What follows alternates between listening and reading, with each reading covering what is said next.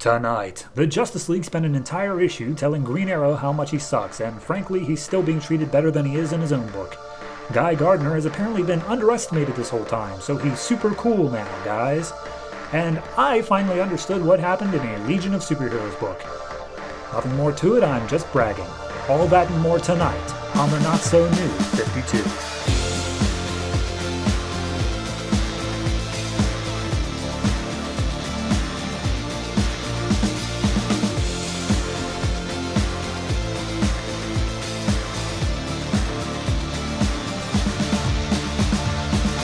Hello everyone and welcome to episode 33 of the Not So New 52. I am your host, and this week it is Owls, and more Owls because we are marking part 1 and a tie-in of Night of the Owls, the Batman crossover story that has been leading up to since the beginning of the New 52. And yeah, let me just tell you all the books that are coming out, and then I can tell you what stuff actually ties into that. So, this week we have the number 8 issues of Batman, Nightwing, Birds of Prey, Catwoman, Red Hood and the Outlaws, Supergirl, Green Lantern Corps, Captain Atom, DC Universe Presents, Justice League, Wonder Woman, Blue Beetle, and Legion of Superheroes.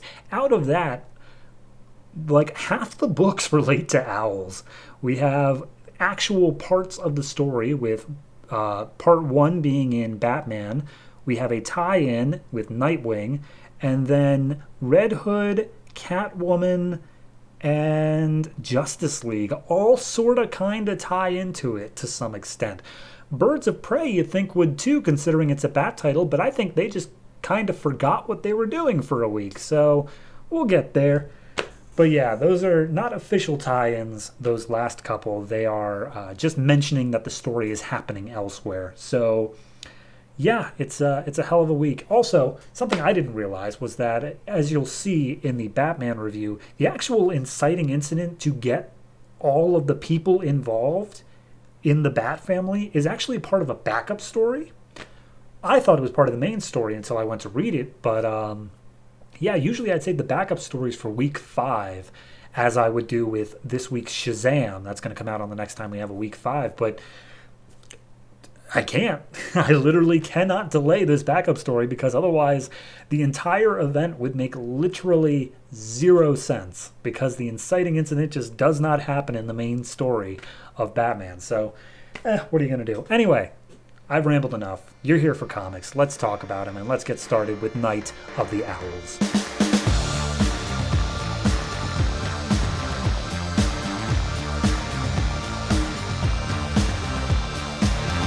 Batman number 8, written by Scott Snyder, art by Greg Capullo. This is part 1 of the Night of the Owls crossover event, whatever you want to call it. It is pretty much completely separated from that until we get to the backup story, which I didn't realize this was separated into a backup story, but we'll get there when we get there. So this issue picks up with Bruce Wayne looking over his little model city Gotham that I guess he has built in the manor, and he's just ruminating over the fact of how he thought he knew Gotham so very, very well, and it turns out that he knew absolutely nothing at all about it. And Alfred comes in and flips on what I can only guess are some holograms of all the buildings that Bruce was planning on building throughout Gotham. And he's like, turn off the lights, it hurts my eyes. And he's like, no, Bruce, you need to be able to see. And he's like, I can see how awful I've done to this city. I've been focusing on all the wrong things. And he's like, okay, yeah, that, but also you have an eye injury and you actually need to see. So they just talk for a little bit about how Bruce doesn't feel like he's done enough. He focused on all the wrong things, and now the owls have taken whatever from him. And Alfred's like, then do better. Like, you're not dead. You just do better. And as they're talking, they hear a thump in the house, and immediately alarm bells going off. Bruce runs down to... Actually, I guess Alfred runs down to the Batcave. Bruce runs up to see where the thump came from. And wouldn't you know it, there's Talons in the house. So what proceeds is just a long-ass fight scene of them saying, Bruce Wayne, the Court of Owls has sentenced you to die. And Bruce is wearing his contact lens thing so that he can see things that Alfred's putting up for him. And he also has a earpiece for Alfred as well. And as the Talon bashes through the window. Bruce just grabs a part of the mantle and smashes it over his head. And then we see that it's not just the one Talon. There are like a dozen Talons here, and all of them are here to fight Bruce. And if I have to have one mild complaint, just to interrupt the flow, this really falls down to like, I want to say like, I've always seen it in Power Rangers, but I'm sure it's used in other things, where you have a bad guy who is impossible to beat, and it takes everything you have to beat him. But then once you beat him, you can take on like 12 of them, no problem. And it's like, really though? Really? Just a mild complaint. So regardless, Alfred's trying to help out, saying like, oh, Master Wayne, I'll help you down here. There's so many of them, though. And then Alfred turns around and sees that there's a Talon coming into the Batcave. And he's like, oh my god, Bruce Wayne is Batman? What? So after a second, Alfred goes quiet, like he's not answering Bruce's calls. And he's like, oh crap, I need to get down to Alfred. So he leaps out a window, gets on top of the roof. There are Talons chasing him the whole time. He pins one of them down to the roof with a weather vane, like through the chest. So he's really taking that they're technically not dead thing to the maximum. And then he presses a button on a chimney, jumps down into it, and then it seals up behind him. And I guess the chimney just goes the whole way down to the Batcave. And as he gets his way in there, he sees the Talon in there, and he's like, well, Bruce Wayne, you have quite the secret. Oh, well, it is time for you to die. And then the giant penny in the Batcave falls over and, like, crushes the Talon. And we see that Alfred's the one who pushed it over. And he's like, sir, your lucky penny is here. Bruce gets a chuckle out of that. So did I. I liked it. And they pull off the mask of the Talon, and it's a guy saying, like, oh, we've got more Talons than you can handle, but you're going to find out soon. And he's like, all right, I'll find out even sooner. And he snaps the arm of the Talon to break off, like, the gauntlet he was wearing. And then as the Talon starts swooping into the Batcave, both him and Alfred make their way into, like, the bunker, I guess you'd call it. I think it's technically the armory, but it has, like, a giant steel door. And they seal themselves inside. And Alfred's like, what are we gonna do, man? And Bruce basically tells him, look, there's a little itty-bitty tiny microchip inside of their gauntlet. I want you to load it up and see what they got on it. Meanwhile, drop the temperature down in the cave to sub-zero temperatures, because we know that the cold deals with them pretty nicely, and then I'm going to go out and take care of them. And he's like, what do you mean you're going to get the... You barely fought one of them. And he's like, yeah, but now I've got... They had the element of surprise or whatever. Now I've got it. And as their Talons are trying to kick open the door, and they're doing a pretty good job, actually, we see the doors open up, and inside is a giant mech Batman, like a power suit, basically. And it's just Bruce standing there saying, get the hell out of my house. And that's where the issue ends, with the promise of more fight. Now, you may notice that didn't really set up a crossover event. That was its own thing. That just is a story happening in the Batcave. So, let's talk about what's on that microchip in the backup story here, written by Scott Snyder and James Tynion IV, art by Rafael Albuquerque. Batman is in the armor. He's facing down all the Talons, and it's just a standoff. Like, they don't actually want to forward the story here. But Alfred is in the cave with the computer. He plugged in the microchip, and up pops a list of names. All these names of people who work with the city in some way, and I'm guessing don't play ball with the Court of Owls. And then we see it's a target list, and we just get page after page here of these people on this list. Betty Park, Michael D. Davis, basically a Supreme Court justice in Gotham, a city comptroller, a sheriff's deputy.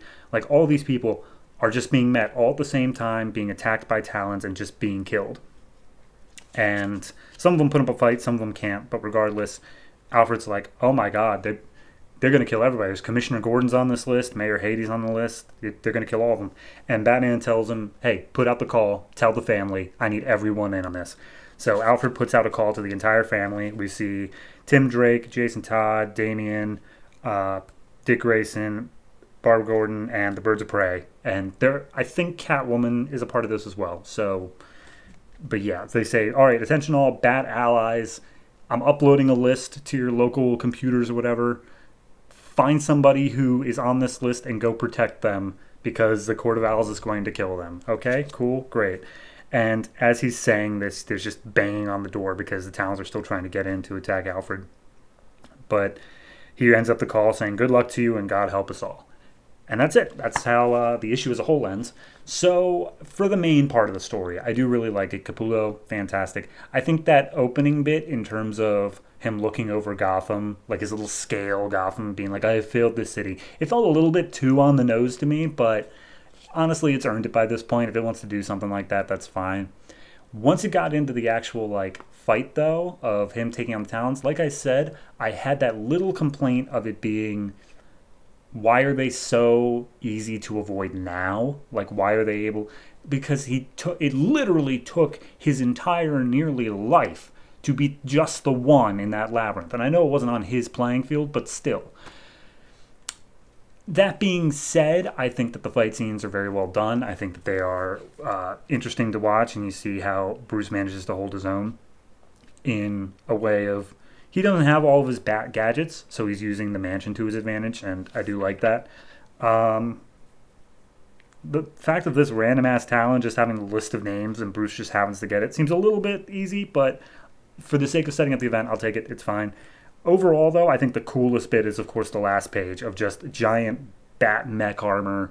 Get the hell out of my house. That was, you could tell, like, that was the page that they spent the entire time working on because it's just that cool of a moment. As for the backup, art style is a little bit jarring to see separated out, especially because in this trade, there is no delineation of where the one ends and the other starts. So it's a little bit jarring, but it is still a solid art style, a bit heavier on the inks. I do like it. I think that maybe, because it is, what is it, actually 4 full pages of just the Court of Owls going around killing people. And, like, all of them are named, and all of them, it says what their job is. And it just, I don't know, it feels like that could have gotten across in just, like, this 2-page spread here rather than another 2-page layout before then. I don't know. Maybe that's just me. I think they were just padding it a little bit, so it felt like, oh yeah, no, this is the part that's actually starting the event, so you need to read this part more. So yeah, it's fine. It's good. First part, I would go ahead and give a 7.5. Backup, I would go ahead and give a... It's too short to really say. Like, it's going to sound harsh, but it's too short to really say. I think the fact that this speech that Alfred gives, spoiler alert, shows up in all of the other, like, tie-in comics. So it was well written enough that they wanted to reuse it over and over again. But it's too short to really give a proper score, so I'm just going to say that it's a 7, but that feels a little bit high to me. Just full transparency. But yeah, that is part 1 of the Night of the Owls, and of course, many, many tie-ins of all the families doing their own things, most of which happen in issue 9s. So we'll check out what happens with the rest of the family next month.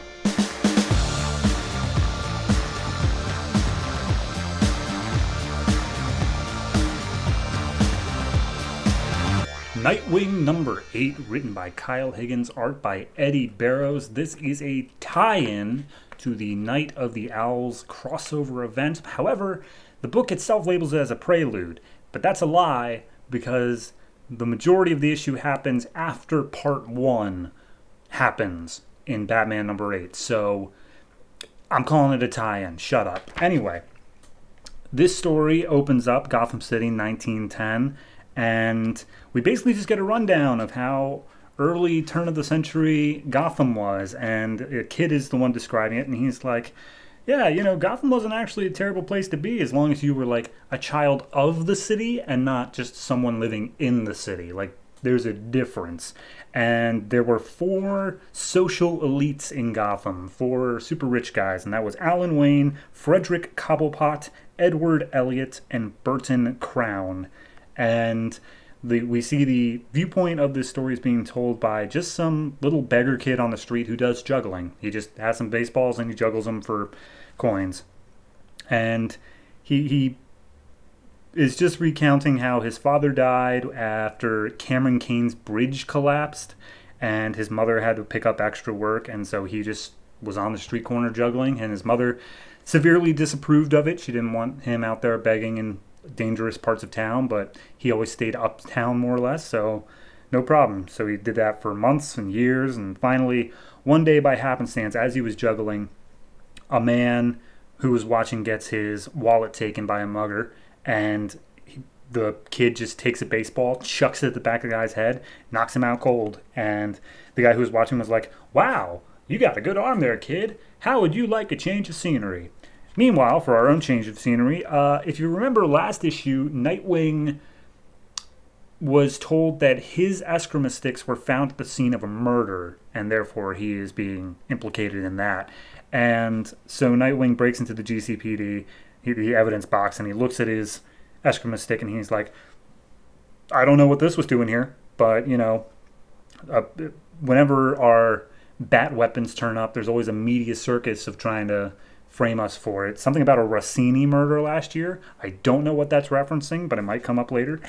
But as he's looking at this, he gets a message from Alfred, which is the message that goes across all of the Night of the Owl stories. And he basically says, "Hey, everyone, find a name. The owls are out and they're taking names. Go on and pick one." And despite the fact he's in the GCPD, where Gordon is, who was on the list, he says, "Gordon's holed up tight here. He's got tons of cops. I am 5 minutes away from Mayor Eddy, and I'm going to go protect him." So he goes over to City Hall, where inside Mayor Eddy is talking about some corrupt business dealings and just being a dick all around, and basically trying to screw over Bruce Wayne's rebuilding efforts of Gotham. And then there's a guy named Thomas Kavanaugh, who's deputy mayor, who he's like, "Hey, are you in or are you out, Thomas?" And he gives a look of like, "I don't know." But before he can respond, all the lights go out, and Eddy steps out, and he's like, "I'll talk to security. I bet they forgot we were even in the building." And as he steps out, he sees all the security guards are dead, and the Talon's standing over him. And he's making his way in. And before he manages to get there, because he's got a huge sword. That's his thing. He's got a huge sword. Nightwing busts in and starts engaging in the Talon. And it's just a bit of back and forth, because this Talon is really, really mouthy. He's like, "Oh, what's this? A bats come to play with my bird? That's nice." So he starts fighting them, and Nightwing, of course, takes advantage of the fact that he knows these guys are straight up already dead. So he's like pulling out some really brutal moves. But then we get a flashback back to the kid. Whoever the guy was, he says like, "Oh, let me talk to your mom." And they go talk to his mom and say, "Oh, his destiny lies elsewhere. Let me take him. I can train him, blah, blah, blah." And it turns out that he's training for the circus. It has something to do with Haley's Circus. And they show the kid is, instead of using baseballs for his act, he's using throwing knives. So we see him like throwing the knives at someone who's against like a wooden cork board, and it all lands inside. And he's like, "Over my years there, I not only became good, I became great. And I became so well known that once I returned to Gotham, I wasn't just someone living in the city, I was a child of the city, and people treated me with respect. And I found a girl and I fell in love." And then we cut back to Nightwing's fight. Again, just more basic fight. Eddy and everyone else has made it to the door. And so Nightwing's just trying to keep the Talon occupied long enough for them to escape. He picks up a sword and starts trying to fight the Talon. And he gets some pretty good swipes in, some good shots, but still he's losing some blood. The Nightwing is being hit in the face with the sword, his arm with the sword. He's not doing so hot. And as he's down on the ground, and it looks like the owl has the upper hand, Nightwing pulls out one of his eskrima sticks and shoves it into the eye of this Talon, pretty much killing him. And another flashback, we see, how in love he was with this girl. Her name was, I don't even know. I don't think they ever even say her name. Honest to God, I think she's just Amelia. There we go. So apparently she was the daughter of some rich dude. And he was so happy, but little did he know his life was about to change forever. And then we cut back to now. Nightwing is carrying out the body of the Talon, and the mayor's like, Did you kill a guy?" And he's like, "No, he was already dead. Anyway, you should get going." And as he opens up the door to let Eddy out, he's immediately hit with a bunch of throwing knives to the chest. And as we find out, the guy who was narrating this whole story wasn't the Talon who was attacking Eddy. It was actually this Talon. And this Talon is William Cobb, the Talon from like the first part of Batman's arc. And in case you didn't know, Nightwing's great-great-grandfather, or maybe just great-grandfather, regardless, he's pissed off because he was betrayed now by his own flesh and blood, Dick Grayson, and he's out for blood. I like this. I think it's solid. This is the only comic that's tying into the Night of the Owl story that's actually 2 parts. It's going to conclude next month, whereas the rest of them will only be that 1-part tie-in. So I think because of how integral to the first part of Nightwing, the whole Court of Owls and Talon thing were, and all of Haley's circus, this one did need to be a little bit bigger. It needed to be a big reward. And I like how they're bringing back William Cobb and they're putting him, like, it's him versus his own flesh and blood. I like how they're doing that. I think that this was, if they didn't know that they were going to be doing a tie-in when they started telling that story, they took full advantage of it. It was very well done in that regard.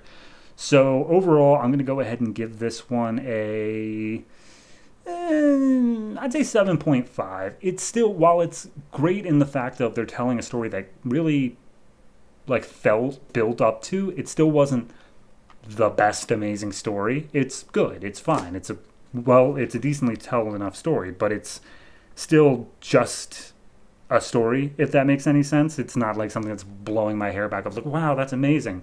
It's just something that feels earned, if that makes any sense. So yeah, next part will be next month in Nightwing number 9, but there will be tons of other tie-ins to the City of the Owls as well that month. So looking forward to all of that.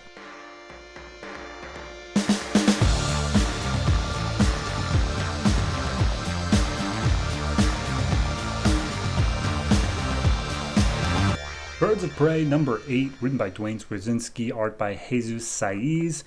Last issue, it was whatever. Who cares? I was not happy with last issue. This issue is, as far as I can tell, just kind of like a middle issue. A little just, okay, let's just tell a little bit of a story that's going to set stuff up down the road. And we open up in 3 days ago. It is a hotel in Gotham. There is a man dead inside. And there's a guy who has put together the scene better than the cops there, and his name, or at least what he refers to himself, is Ganjemi. And he says, all right, here's the thing. This guy, he's lying with his head completely caved in this hotel floor. 1, it was shattered by some mysterious unknown object. 2, his teeth were blasted into fragments. His fingerprints came up unconclusive, but when his fingerprints came up, they were labeled as one of our guys, so that's important. And then 3, the only person who entered and exited the room was a blonde woman. And then people reported hearing an agonizing scream along with what felt like an earthquake. So put all 3 together, and apparently Dinah Lance used her canary cry to shatter this man's skull. And she's out there killing again because she's such a murderer. So then we cut to what I assume is the same room now, where Batgirl, Katana, and Black Canary are all fighting this team of, I can only describe them as Z-list villains. And there's a guy who's a hologram, who I think his name is Infiltrator, or maybe that's the name of the team. Regardless, he's basically just taunting them, being like, oh, your move, Black Canary, I have you surrounded. And the whole room's on fire, if I didn't mention. And we see the team itself. So, first things first, we have a man named Flesh, who doesn't have powers, but he's coated with something that makes him impervious to swords and bullets. So he's like mostly naked. Okay? Then we get Napalm, who's just like he's a guy who's got like flamethrowers, and he's really, really dead set on burning Poison Ivy, who doesn't happen to be present today. So he's kind of sad about that. Like, legitimately sad. Quote, I mean, that's why I'm here, isn't it? What, I want to burn her. I really do. So then we've got, I don't even know the name of this guy. I think he's just called Head. His name is literally Head. He's got a helmet on that pumps him full of chemicals that make him impervious to being knocked out. Okay. And then, as far as I can tell, there's just some random dude in a suit here. Like, I think he might be with the cops or something, but he doesn't have a name. He's just a dude in, like, riot gear. So that's a thing. Regardless, the team it's just one big fight scene, and everyone, as they're getting their matchups here, Katana's with Flesh, Batgirl's with Head, and Napalm's just kind of emo standing in the corner, constantly asking for the hologram guy, like, are you sure that I'm useful? Because I sure don't feel useful. And he's like, dude, you are crucial to this operation. Now, please, do something. So Black Canary, she sees that all of her friends are being knocked down. She's like, look, if you're after me, because for some reason they are, if you're after me, I'll go quietly, I'll go peacefully, please just leave my friends alone. And they slap on a vocal inhibitor around her, which makes it impossible for her to do her scream or barely even breathe, honestly. And then they say how we really appreciate you cooperating. The boys in South Dakota are looking forward to meeting you. And then we cut to South Dakota where Starling is, and she breaks into what appears to be just this random house. But as she goes downstairs, there's this giant lab, and she's planning on breaking into the computer system, but before she can, it looks like Genjemi has a gun to the back of her head and says, like, hey, it's Starling, isn't it? So then cut back to the fight, and they're trying to take Black Canary in a bit, like, more forcefully, but then, you know, the tides turn, and the team starts being able to fight back against the team of villains, and Black Canary's like, all my friends, they're risking their lives for me. They believe in me. Because, again, somehow this all tracks back to her having killed somebody in the past. So, whatever. But they're doing that thing. And then we cut back over to the South Dakota home. And Starling and this guy are just talking now because she managed to get a knife out near his dick. So that's reason enough for him to put away the gun. And she also puts away the knife at the same time, so I really don't... But anyway, they just start talking, and it's just like, okay, here's the thing. Black Canary was a spy. And Starling's like, what? No, she wasn't. She's my best friend or whatever. And she's like, yeah, okay, here's the evidence. And it's a victim of Black Canary that she passes over the file to. Then we cut over to the fight again, and once again, they get the upper hand and start taking these guys out. And Napalm is just the most incompetent guy, but is played for laughs the whole time. So Katana gets the drop on him and then throws him down an elevator shaft. And as he crashes down at the bottom, causes a huge explosion. The hotel room is basically rocked, and the birds of prey manage to escape. And in the final moments, Batgirl gets the vocal inhibitor off of Black Canary, and they're like, okay, we need to get going. He's like, wait, Black Canary says. Wait, before you do, I have to tell you, if you're going to be fighting for me, it's true. I killed someone. I killed my own husband. And that's also what the file says, is that his name was Kurt Lance, and she killed her husband 3 years ago, and she's very sad about it.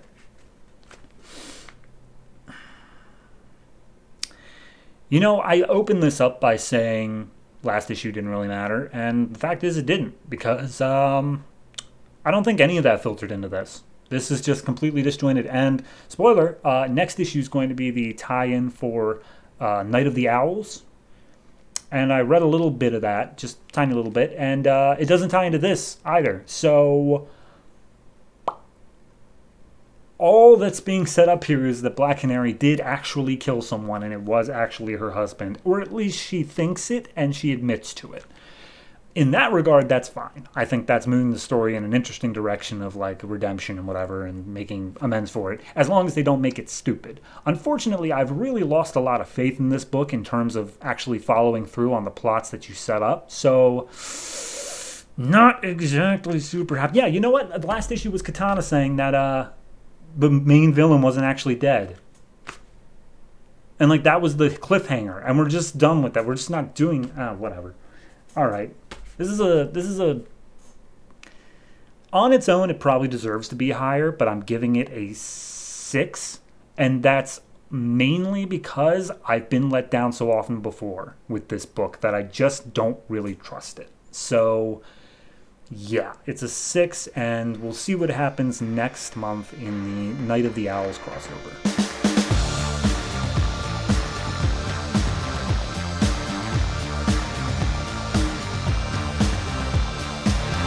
Catwoman number 8, written by Judd, Winick, art by Adriana, Melo. We left off last issue with Catwoman meeting up with some sort of superpowered meta guy who has electricity powers. His name is Spark, and now they're buddies. And I say that literally because apparently an entire month has passed, and they've just been doing heists together, and they're both really good at it. So they break into this super high tech place that has a whole bunch of sensors and alarms and stuff like that. It's got so many security things. And it turns out that the only way in is through the grate on the bottom side of the pool. So that's how they get in. And for some reason, Selena is wearing her Catwoman helmet, her goggles and all that, but she has a Catwoman-themed bikini on as she's stepping out of the pool. I know it's just fan service, but that one really confused me. Especially because then she's putting on her normal suit. It's just like, well, why bother at that point? Regardless, Spark gets to work shutting down the entire security system because all he has to do is use his electricity powers to short circuit whatever. So he blasts the stuff, and then they make their way into what I can only call like the armory room of this place, because it's filled up with a collection of ancient armors and swords and knives and shields and blah blah blah. And as they step into the room, they're like, all right, we're here for one thing and one thing only, so let's see if we can find it. And they find a set of daggers called the Daggers of Aves, and apparently it's a set of 5 daggers, but this collection here only has 4 of them, and it's only really worth selling if you have all 5. Also, it really purposely lingers on the hilt of the daggers, and they have owls on them, so keep that in mind. Regardless, apparently him overloading the security system with electricity set off some other sort of alarm, and other guards come in and say freeze, and they start firing. But of course, Catwoman and Spark make their escape, and she's like, I'm having fun. This guy is fun. He's able to keep up. No one's ever been able to keep up, really. So yeah, no, it's a good time. So they ponder about where the 5th dagger could be until finally Catwoman's like, all right, I think I know. And where is it? It is with the Penguin. So we see her talking to Gwen back at Gwen's place, and basically just trying to break down the story of, yeah, he has it, and if we steal it from him, we can get all 5 daggers, and then, you know, we're good to go. And she's like, is this good intel? And she's like, yeah, it's good. And he's like, you sure you can trust that friggin' Spark guy? And it's like, he's good. He's a good guy. He's like, he's a thief. Yeah, but he's a good guy. And Gwen's all in. She's like, yeah, no, the payday on these knives is so worth it. We definitely need to do this. So let's go ahead and try to rob Penguin. So apparently Catwoman has someone on the inside of this restaurant the Penguin frequents every once in a while. And because he orders so off menu, they actually need a day's notice in advance of when he's going to show up.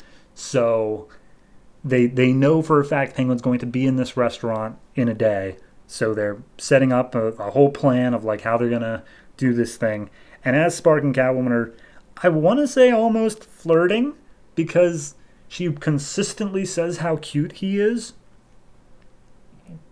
It's pretty, it's not quite as overt as like the Batman Catwoman stuff from earlier, but it is there. But regardless, as they're doing that, Selena happens to look down and sees Hooker coming up to a van and being very scared looking, and Spark is like, so what? It's a hooker in a van. Like, that's not our business. But as she sees the hooker getting trank-darked and then dragged into the van, Catwoman intervenes and says, like, all right, here we go. And the guy in the van pulls out these big-ass guns, starts firing around Catwoman. And Spark, he's like, all right, guess I'll help then. And he comes in, uses electricity powers to basically blow up the van, more or less. Just make it so it doesn't run anymore, and then scare the guy. And as the guy pulls out a gun, Catwoman uses her whip, gets it out of his hand, and then he throws a grenade behind him into the van where the woman is. And she's like, oh, Jesus, what do we do? Spark, help! So Spark gets in there, grabs the woman, they both make it for cover, and the van explodes. So then we cut over to Catwoman and Spark talking to a couple of other streetwalkers, and they're just asking questions of like, what's going on here. And they're like, a bunch of us have been disappearing. Our pimps aren't like protecting us. The cops don't care. They're just leaving, and then like we can't do anything else. And Catwoman's like, why don't you guys go to a different street? She's like, this is our different street. This is happening all over town. And Spark, who really, really doesn't seem to like them being streetwalkers, like at all. He's like, why don't you guys find a different job? And they're like, yeah, no, I'll just go ahead and get my realtor license. Thanks for your input, buddy. So we see later on outside in the alley that Catwoman's like, we should probably help them. And Spark just tells her, like, A, that's not our business, but B, even if we wanted to, what could we even do right now? And Catwoman says, well, nothing tonight, but maybe tomorrow. But for now, we need to plan on the Penguin job. And then we get a one-page thing here of the Court of Owls, because, yes, this next month is going to be a tie-in to the Night of the Owl story. And it's just a bunch of Court of Owls members just sitting around being like, ah, yes, for those of you who haven't been reading Batman, we are the Court of Owls and we run this city and we're going to attack the people who get in our way. And one person who consistently gets in our way is, slaps down a picture, the Penguin. So, yeah, their job tomorrow night's going to line up with most likely the Talon attacking Penguin. So I feel like Spark is a little bit rushed in terms of, oh, he's such a great guy and now he's around and you never ever have to worry about him ever doing anything wrong or anything like that. But it's fine because from a meta standpoint, I know where we're going to end up. Like, I know that Spark's just a temporary thing. He isn't being set up as a long-term companion. So I'm okay with that, but it does make it just a little bit less of all the things that Selina's saying, both in narration boxes and to Gwen, saying how, no, he's totally cool and he's great and he's definitely not going to betray us. I'm like, yeah, okay, it's fantastic. So art's good. Still not quite what the first arc was. I feel like that one had a real pop to it. This one is imitating it, but it doesn't quite have everything there, but it is still good. It's an okay issue. It's not fantastic. It's not blowing me back. It's just an okay issue. And I do like how they are setting up this thing with Selina and the hookers, because it's something. It's a different side that isn't really played with that much, and it's something that is interesting to see given Selina's backstory or whatever her backstory may be in this continuity. So overall, I'm going to give this one I'll give it a 6. 6.5. 6.5 sounds right. 6.5 for that. And we will see with the tie-in next month.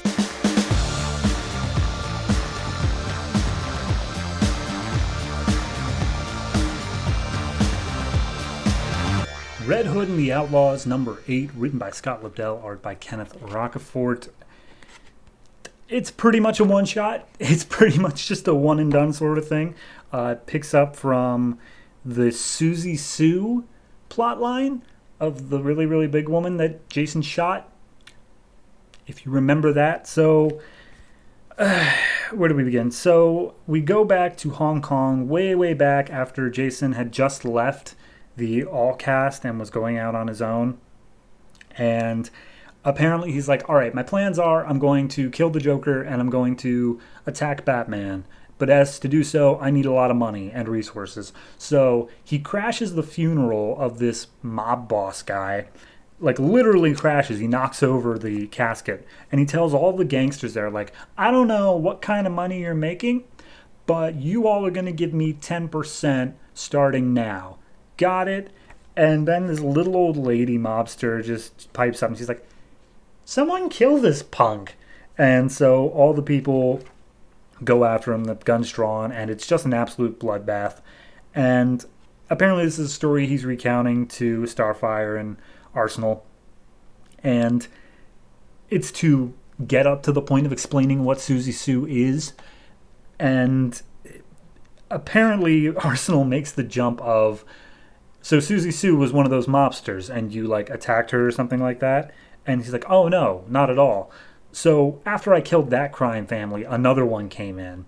And then I killed that one. And then like 2, maybe 3 more happened. Until finally we got to one, the Familia de Flores, who Miss Sue was a part of. And at that point, he already had the money he needed. And so he decided, all right, well, I do still want to like help Hong Kong a little bit. So I'm just going to go ahead and kill the entire crime family. And then I'll leave it better off. But in his infinite mercy, Jason decided not to kill Susie or her father, thinking they would clean up their act and see the way and the light and all that. They didn't, because Jason killed their entire family and took their livelihoods from them. So she swore vengeance on Jason. And then, of course, back in an earlier issue, he put a bullet in her skull, he shot her, and she felt like comatose or whatever. But now she apparently put out a call to like the world just in general, trying to get Red Hood's attention, saying that she's taken the children's ward at Gotham Hospital hostage, and she will kill them all in 2 hours unless Red Hood shows up. And that was an hour and 45 minutes ago. So they got to get in there and do it. And they do some scans via the ship that they stole and see there are a lot of men with guns in there, and they're definitely not bluffing. So let's get into it. And then we see what the battle plan is. So the children's ward, we have Roy inside. He takes the elevator up, and he's like, "Excuse me, hi, does anyone know where cosmetic surgery is? I really feel uncomfortable with my nose." And as they got guns trained on him, all focused on him, Starfire's standing outside, like flying outside the window of the children's ward. And as soon as they flip around, like get the guns on her, Roy rushes in to save the kids and all that are around, and Starfire just lets loose hellish fury. And so all the kids are saved, and they're all let out of the building. And Roy specifically says, like, once this is all done, I'm going to ask you out on a date. And she's like, I'd like that. And then we see what Jason was doing the whole time, and he's basically just going floor to floor, trying to find where Susie is. And when he finally gets to the floor where he thinks she is, he's in the elevator. It opens up. He's got guns drawn. No one's there. And he's like, I wonder where she is. And then she hears screaming from above, and we see this 600-pound woman, like going through the elevator shaft and landing on Jason. The cable to the elevator snaps, and it just starts falling down. And she's like, all right, Jason, you're going to die. And he's like, you're going to die too. This is an elevator, and we're both going to crash at the bottom. She's like, I'm 600 pounds. I got protection. You're going to die. And immediately the elevator is caught. It's Starfire. She's grabbed the cable. And Susie opens up the doors, runs her way out, saying, oh, it's not going to end like this. But then Jason just flips her, puts her on her back, and says, now here's the thing. I'm going to let you live if you promise me that you're going to stop this. And she's like, never. As long as I breathe, I will want you dead. And he's like, I respect your decision. And he shoots her in the head. So then we go back up to the rooftop, and they hop back in the truck, and they're like, yeah, all right, let's go. And Arsenal is basically like, we're in Gotham, dude. Why don't you show us around? This used to be your city. And he's like, I got reasons I don't want to be here. But as they hit the ship, their ship intercepts a call coming in from Alfred from the Night of the Owls crossover saying, hey, the Talons are attacking. Here's a list of names. Everyone needs to go protect somebody. Please, we need help here. And Tim Drake's like, turns out there's somebody listening in on our call. Jason, if that's you, we could really use some help. And Starfire's like, do you know that kid? And then we get a flashback, a 2-page flashback, because Scott Lobdell's writing both books of Teen Titans and this, of Red Hood meeting up with Tim Drake saying, hey, you asked me for information. Her name is Cassie Sandsmark, a.k.a. Wonder Girl, and here's some info on how to find her or whatever. And Tim's like, cool, thanks. And they just kind of have a moment where Red Hood's about to leave because, they had a trade of information. And Tim's like, dude, I've got breakfast. Just stay for breakfast. And Red Hood is like, Batman wouldn't like it that you're hanging around with me. And Tim says, Batman's not here. So they sit down, they have some breakfast, and they just enjoy each other's company for a little bit. And then we see that Jason makes the decision, okay, we're going to save somebody. We're going to find somebody on the name. Give me someone who isn't covered by anyone else in the Bat family. And Roy Harper pulls up the list, and the one person that's left for them to take is Victor Freeze, a.k.a. Mr. Freeze. And yeah, that's going to go straight into the Night of the Owls tie-in. So I don't care about Susie Sue, like, at all. I don't know if that was a thing that was somehow, like, part of his origin story, and Scott Lobdell thought that he just needed to wrap that up, or if this was her origin story, in which case, wow, that was wrapped up quickly. But, like, it wasn't. I don't care. It's a non-story to me. They at least made it a little bit interesting with the whole children's ward. I feel like the story was structured around the fact of, because of the tie-in happening next issue, we have to have a reason for Jason to be back in Gotham right now. And it's a good enough reason. It's fine. But pulling back the character that we had already set up in an earlier issue and then just outright killing her is like, okay. It feels like a waste. I guess that's the biggest thing of you had to do this thing, and therefore you had to waste a character. And that just feels a little bit blah to me. So overall, though, art, fantastic. Looks great throughout. An occasional odd face here or there, but it really works with the cartoonish nature of Susie at the very least. So I'm going to go ahead and give this one I give it a 6.5. It feels okay. It's not great, but it feels okay. And next month is a crossover to Night of the Owls, so we'll check that out when it comes.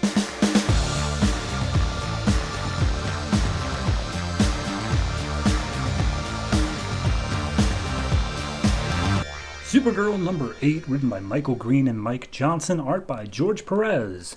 Last issue was the final fight between Supergirl and the World Killers, and this issue picks up immediately afterwards of her still standing in the rubble with the army and whatever all around her. And she's a little bit concerned over the fact that she just had a knockout battle. She is very weak, and there's a bunch of guns pointed at her face, and she really doesn't want to fight. And the soldiers are like, stand down, miss, we're going to take you into custody. And she, of course, can't understand them, but she gets the gist of it. So she puts her hands up in front of her and says, oh, please, I don't want to fight you. I'm not the enemy. To which the soldiers are like, she's got her hands up. She's going to fire off an energy blast or something. Everyone guns up. And then the Irish woman from, I think it was 2 issues ago, steps in and was just like, hey, everyone, don't shoot. And she runs in and protects Supergirl. And it's like, she just saved your lives. What is wrong with you? And then she starts talking to Kara in Kryptonian. And Kara's like, what? Are you, what? And immediately the girl's like, I'm good with language. Just don't worry about it right now. I'm going to save you. And so she's arguing with the soldiers, telling them, like, hey, don't, like, she's good. And she's like, oh, the soldiers are basically like, you're both being brought into custody then. Hands up, let's go. And Supergirl's like, I really don't want to deal with this. So she just grabs the girl and then starts flying up, to which the soldiers react by opening fire. Supergirl wraps up herself and the girl in her cape, which completely deflects the bullets. And then Supergirl just screams out, leave me alone, as she zooms off. And the soldiers, instead of just letting it go, are like, all right, let's call in the air support. So Supergirl's flying over Manhattan, and the girl is just loving this. I completely forget if we get her name by now. It's Siobhan. I should have looked that up before I said this, but I'm just going to go ahead and say Siobhan. And Siobhan's just like, wow, oh man, this is awesome up here. Hey, drop me and then catch me again. That'd be epic. And she's like, okay, well, I got to land real quick. So they crash on the roof of a building, and they just get to talking and understanding what her power set is. And apparently she's from Dublin. She moved here to start a new life, and she has the ability to, anytime she hears like any part of a language at all, even just briefly, she can immediately understand how to form full sentences and like totally fluent. And she proves this by looking over at a pigeon who's cooing, and then she coos back, and now she can talk to pigeons. So Siobhan gets a little bit out of Supergirl as well, learning that she's from Krypton. She's an actual alien. And Supergirl gets a little bit sad about it because, you know, her plan is destroyed. But then she's like, oh, well, then you could just stay with me. Everything's cool. Come on, let's go to my house. But before they can, the air support shows up from the military, and Supergirl immediately is pissed about this, and she flies over, grabs the helicopter, like shakes one of the men loose, and is just like holding him by the collar and just screaming to leave her alone. And then Siobhan's like, hey, you're a lot stronger than them and you're scaring them, so maybe don't do that. Let's just go. And she's like, yeah, you're right. So she lets the helicopter go and they fly off over towards Sayabon's place, which is just an apartment complex in the middle of the city. And so they hop in through the skylight, make their way inside the building, and it's a mess, but, it's home. So she's cleaning up a little bit, and we see on TV there's a report of Supergirl, and it's basically playing her off to be this huge, dangerous enemy, and she's public menace number one. And Sayabon finally asks the question, like, hey, you're wearing that S thing on your chest. You related to Superman? And by the way, the TV is the one who called her Supergirl, like, because she's wearing the S thing on her chest. And Supergirl's like, okay, well, it's complicated. I'd rather not go into it. Sayabon's like, cool, no problem. But you need to go incognito, so let's change your outfit. And she's like, oh, I'd rather keep this on. It's kind of sentimental. And she's like, cool, right, I get that. Nothing wrong with sentimental, but you really need to change. And also there's a bit in here of learning that Sayabon also lost her parents. Her father died when she was young, and her mom died a year ago. That's why she moved, and now she's here. And on her arms, she has two runes, one that looks like an S and one that looks like a B. In case the cover to this story didn't immediately ruin what this reveal was going to be. So yeah, it's apparently the B is her father. But regardless, they mourn each other's losses. They share a moment, and they're like, all right, cool, enough whining. Let's get out in the greatest city in the world. And it turns out that she's also a musician. She plays guitar and sings. And she's got a gig tonight at a coffee house. So they make their way downtown, and Supergirl's super hearing is making it really difficult to be here. But she's focusing and just trying to make sure she can only hear Sayabon's voice, and she's getting control of it. So they make their way into the coffee house, and Sayabon starts singing, and apparently Supergirl's enthralled. Her voice is beautiful, and she's having a great time. Meanwhile, some guy comes up and is like, hey, I haven't seen you around here before. What's your name? And she's like, I don't speak. He's like, cool. Is that Polish? And then as she's continuing to talk, this guy's jaw just like opens up unnaturally. His eyes start glowing. And then she looks around and sees the entire crowd is doing that. And they're all just screeching. And then Sayabon finally stops singing. She looks out and she's like, oh shit. And she grabs Supergirl and tries to make their way for the exits because apparently this is her father's doing. And he's like devouring their souls or whatever in effort to get to Sayabon. And we see the father is there, and his name is Black Banshee. And he starts torturing Sayabon as well. To which Supergirl immediately responds negatively, fires off some heat vision at the guy. But he's magic, so it doesn't actually really do anything to her. So he grabs Kara by the throat, throws her aside, and as she's trying to get up for round two, Sayabon stops her, now transformed into the Silver Banshee. And she's just accepted, like, I thought I could run from him, but I was wrong. Now and forever I am Silver Banshee. So they really rushed that. Like, it's cool. It's a good enough story. And if they didn't feel like they had anything else, fine, whatever. But it's like, we got everything about this character and saying how, like, oh, I'm trying to start a new life and I'm trying to get away from my past and I'm trying to change all these things about me. And then the last page is like, nope, I was wrong. I'm Silver Banshee. Sorry to disappoint you. And it's like, all right, well, what was the point? Like, that was literally the focus of the entire issue, was building up how she can change. And then in the last page, you're like, JK, LOL.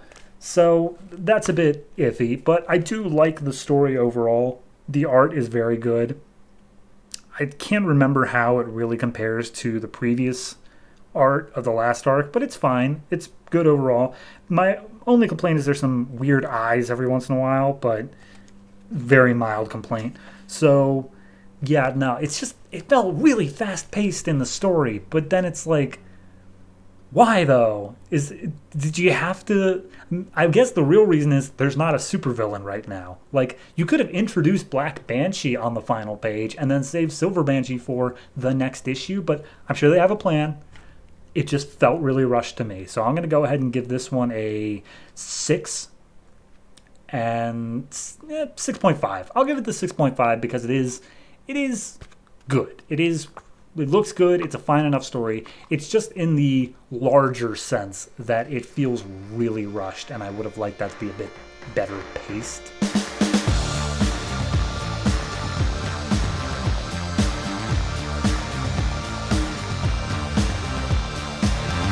Green Lantern Corps number 8, written by Peter Tomasi, art by Fernando Pasarin. Last issue was just kind of a slow, melancholy issue of John Stewart mourning the fact that he had to kill a fellow Green Lantern.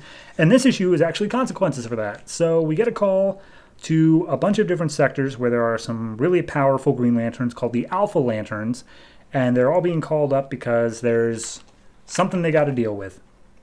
And for those who don't know, from what I gathered in this book, the Alpha Lanterns are basically the internal affairs of the Green Lantern Corps.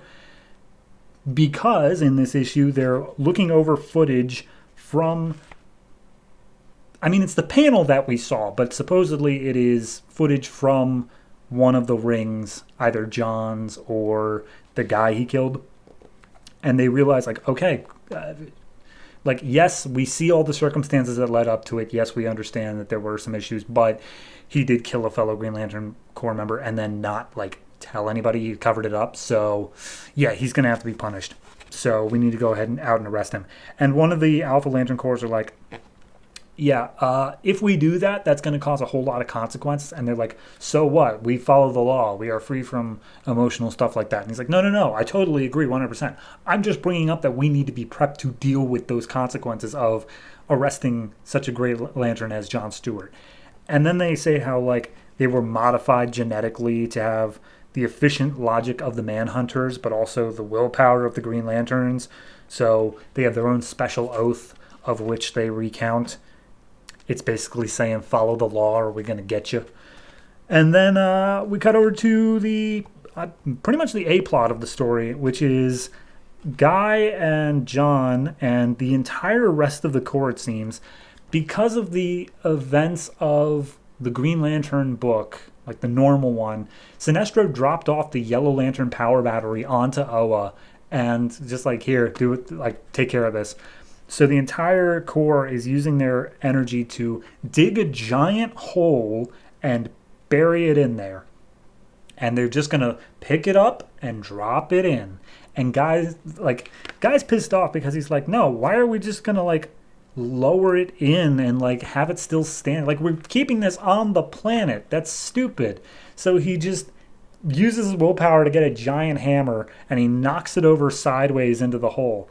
And he's like, there, taken care of. He's like, John's just like, it's not buried, Guy. It's just standing, it's on top of the hole still. And he's like, all right, well, then we dig a bit more, whatever. But it shouldn't, we shouldn't be treating it with all this, pomp and circumstance. If Sinestro brought it here, he clearly should not be trusted with his old Corps thing on our planet. How many Yellow Lanterns do we have on this planet? And Salak steps up and he's like, yeah, we've got a lot of Yellow Lanterns on this planet, but literally all of them are comatose. We're putting them into induced comas. None of them are going to be a problem. And we're just going to put this thing in the ground because that's what we need to do. It's well, we shouldn't be treating it like it's some precious object. We should just be whatever. So he gets a call from the high command, I guess you want to say, the Guardians, and they all think that he's about to be chewed out because he just literally wasted all their time of trying to slowly pick up this thing by just knocking it over. So he arrives at the Guardians, and basically he's like, all right, do what you're going to do. And it's like, actually, no, we listened to what you had to say and you're right. We're going to tell them to put it laying down flat in the hole instead of vertically because symbolism matters, and we should show that it's toppled and it's done. And he's like, hold on, did you say that I was right? And they're like, yes, you were right. And he's like, oh my God, is this what it feels like? Oh, geez. And basically they go a step further and say, look, we realize that you may have been overshadowed by the other Green Lantern Corps members for pretty much your entire time here. And we feel bad about that. We're sorry. We underestimated you, and we'd like to rectify that. And that guy literally cannot, he busts out laughing. He cannot believe that they're saying this. And they recount, you've done all these things, and Hal, despite being such a good force for the Lanterns, he has also nearly torn us apart God knows how many times. So, no, yeah, we think that you've done a fantastic job and you've managed to exemplify what the Green Lantern Corps means. And basically they offer him a command position. They say you will be equivalent to basically the general of the army of the Green Lantern Corps. You will be the one calling like some major shots here. And he's like, but what about Salak? What about him? He's the one who like calls the shots. And he's like, Salak will answer to you, and you will answer only to us. And he's like, I'm in. And they're like, well, why don't you take a few days and think about it? And he's like, I'm in. So then they go to the Warriors bar, of course, Guy's bar. John is making a little barn out of toothpicks, and they just are shooting the shit. They're just talking for a little bit, and John asks Guy how how once Guy left, John's like, yeah, we got the call like once you left that they wanted us to put it in sideways, and Salak was pissed, and Guy's like, that's not all. You're not gonna believe what they want to talk to me about. But before we can get it out, we see that some mercenaries are coming into the bar just to have a drink. They're not there to kill anybody, but they refuse to check their weapons at the door. And Guy's like, hey, guys, you know the rules. You need to check your weapons at the door. He's like, why? You guys are Green Lanterns and you have your rings on you. Like, it's literally the same. It is a weapon. And he's like, yeah, but this is like our turf and we're always on call. So you just got to follow the rules. Okay. So go check your weapons at the door. And he goes and sits back down. And John's like, wow, you handled that very calmly. He's like, what can I say? I'm turning a new page. And then someone throws a beer at his face and he puts up like a shield to block it. But he's like, all right, new page has been turned. Let's kick some ass. So then the entire bar just turns into a bar brawl. None of the Green Lanterns are using their rings, though. They're just beating up the mercenaries with their own hands. But as this is going on, the roof caves in, the Alpha Lanterns bust in, and they say, hey, John Stewart, you're under arrest for murder. And that's where we leave off. I like this issue. I think it was solid. I really like how Guy plays into his own stereotype there of like, are you kidding me? Are you like, you seriously think I'm good? Psh, all right, whatever. It's solid. I can't say for certain who I really think my favorite Lantern is. I don't have enough exposure with the Green Lantern Corps yet. Guy's funny, at least. He's got some moments, so I'm down with that. So yeah, no, it's a solid issue. Art is great throughout. I think the Alpha Lanterns were set up decently enough, even though they were really only the bookends to this story. So yeah, no, I'm interested. I'm interested in assuming both these plots are moving forward at the same time. I'm interested in both Guy's story and how John is going to deal with this. So overall, I'm going to give this one I'm going to give it an 8. I think it's very extremely well done, and I am looking forward to seeing how it continues from here.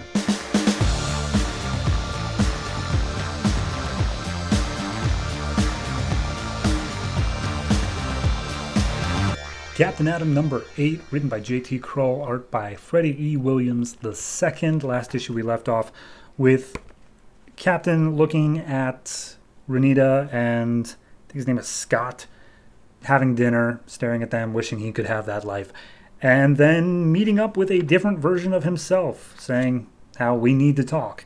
And this issue just picks up immediately afterwards, and basically it's immediately... I'll get the B plot out of the way first. Renita and Scott are talking, and Renita is just amazed at her hand and like how it's been fixed by Captain Atom, and Scott's like, yeah, no, he's great, super awesome, cool. And she's like, no, but seriously, like, it's better than my hand was before. Like, it has zero imperfections about it. And that's all there is for that plot. So, meanwhile, I have no good way to describe these, so the one that met up with Captain Atom is one from the future. So future Captain Atom meeting up with the current one, saying like, hey, we need to talk. I'm not inside your head, but we got to go.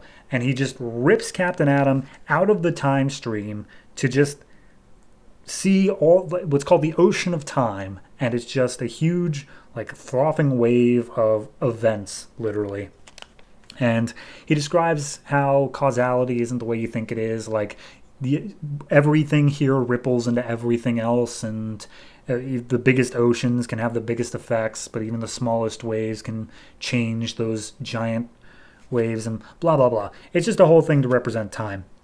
And regardless, they see a giant wave nearby, and apparently that is the destruction of the entire planet. And Captain Atom's like, all right, how did that happen? And he's like, no, 20 years from now, it's going to happen. I don't know how exactly it happened because, again, tiny ripples in the time stream. But regardless, we need to call a meeting of the minds. And then all these different Captain Atoms from throughout the time stream show up. Some of them are so far advanced that like they don't even need to speak anymore. They just use their thoughts or whatever. One of them's like a multi-faced, multi-armed god. So yeah, they're all talking, and they're all like, okay, so here's the deal. We can't change our pasts. Nobody can change the past. It is the past, and any changes therein would cause our own destruction because like we can't do that. However, a loophole is that it is still technically in your future. So you can change the future, but you can't change the past. Therefore, you can go in and stop the destruction of the planet. And they're like, cool, how do I do that? And they're like, we don't know, but we can tell you the exact day it's going to happen and we'll send you there. So hop on in, save humanity. So they drop them off in the time stream, and it is in the future, very slightly in the future. So we see that in this future, he drops off in LA, and he is literally like immediately praised as a god. Like some of them have like his symbol tattooed onto their palms, and they're like holding it up to him, like being worshipped. But he's like, all right, well, I don't have any time for that. And he splits off a bunch of different copies of himself to just scour the entire world to try to find whatever's going to cause the end of it. And he sees how the world has changed in the meantime, and it's like, yeah, no, apparently I changed the world a lot, and all these people are much better off for it. Like, you know, some things are the exact same, but like the military presence is a hell of a lot less. Scott's dead, so that's interesting. Even General Eiling has kind of mellowed out. He's not totally cool, but he's mellowed out at least. But there has to be something wrong. Like, in order for the world to end, something needs to be wrong. So he goes to the Continuum, and he tries to talk to Dr. Magala. He sees that the entire place is abandoned, but it's still operational. Something's still running this. And as he goes into a deeper part of the chamber, he comes across Dr. Magala in giant mech armor, and he's literally just like a head hooked up to it. And he's pissed off because Captain Atom refused to share the wonders of the quantum world with him. He's like, I offered you your body back and you turned me down. He's like, I didn't want my body. I wanted you to take my mind with you to explore the universe or whatever. But regardless, I can still take it from you now. And so he pulls out all these weapons and starts firing it at Captain Atom. And apparently his suit is made of some special molecular thing that Captain Atom's unable to change. But he's like, okay, fine, but I can still change the atoms around you. And he surrounds Magala in this bubble of nitroglycerin. And he just tells him, stay still or you're going to blow up. Now, here's the deal. I don't know what I did to you because this isn't my time. And Magala's like, oh, okay, time displacement. And he's like, how are you just so cool with that? Like, you just wrap your head around, all right, whatever. Anyway, I'm kind of trying to figure out how the world's going to end, but I'm not entirely sure how. Do you have any idea here? And then Magala says that you did it for her. You blessed her with your touch. And then he's like, what? I did it for Magala? Where's Renita at? And then we cut to Libya, where some people are being chased down by some religious extremists being shot at. And they are apparently driving to Mecca, and they just barely cross over the land that constitutes Mecca, where immediately a bright flash of blue light and a word of stop pops up, and we see that the person protecting these people from the religious extremists is Renita, who has a glowing blue hand. She's dressed in full like superhero garb, and she says, these pilgrims are under my protection. And that's where it leaves off. Alternate future storyline, Days of Future Atoms. I like it. It's a interesting enough story. I liked it overall. Honestly, my critiques are so petty and so like not even worth sharing that it's not even whatever. There are some issues. I'm not going to say there aren't, but it's such tiny little things. I really like this thing of it feels like okay, if Captain Atom kept on a certain path of like helping people and like doing these amazing things, this is a place that I could see of like he wipes out the nuclear weapons. He pretty much wipes out most crime in general. People worship him as a savior. It's like your typical Superman thing of like if he didn't go fascist, but he just kept on doing incredible things forever, would there eventually just be a religion of him? And the answer is apparently yes. So yeah, no, I'm interested in it. I'm looking forward to seeing how it goes. I think it makes sense that Renita has the powers because Captain Atom, did something to her. But I also think that it's kind of like, okay, yeah. Because, like, Captain Atom made, like, those feathers out of the jet planes. Did those feathers also have superpowers, or were they just feathers? It's kind of playing a little bit fast and loose with, like, what does Captain Atom actually do here? But overall, to tell the story, I'm fine with it. So I give this one I'll give it a 7. I think it's a very solid book, very nice, very well told. Don't really have that much complaints about it. Art, still fantastic throughout, if not a little bit too dark in places, but I like the designs of the other Captain Atoms as well. Those are super cool, and I look forward to seeing them more next issue.